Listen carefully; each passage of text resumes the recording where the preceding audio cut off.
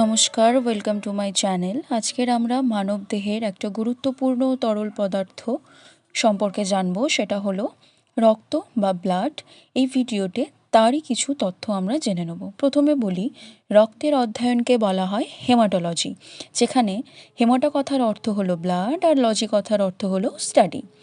এই রক্তের অধ্যয়নের মধ্যে যে যে বিষয়গুলো পড়ে তা হলো ইটিওলজি, মানে কোনো রোগ কেন কী কারণে হয় তার ব্যাখ্যা করা। উদাহরণস্বরূপ, ডেঙ্গু রোগের ইটিওলজি ডেঙ্গু ভাইরাস।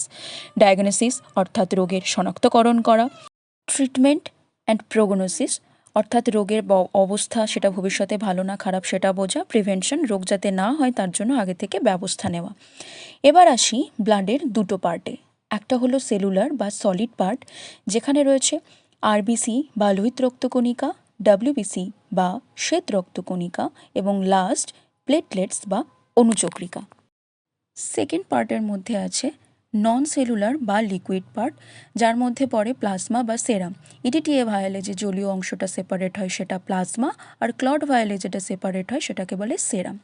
এরপর আসি ফাংশন।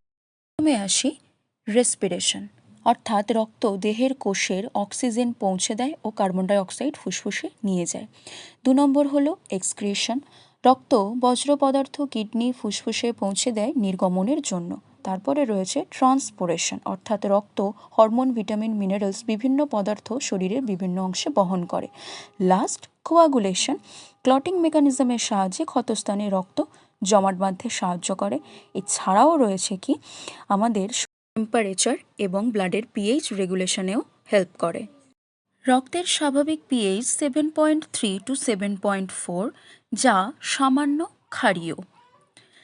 এছাড়া কিডনি দিনে প্রায় 180 লিটার রক্ত ফিল্টার করে এবং প্রতি মিনিটে প্রায় 1.2 থেকে 1.3 লিটার রক্ত ফিল্টার করে, এবং হার্ট সারা দিনে প্রায় 7,000 লিটার রক্ত পাম্প করে।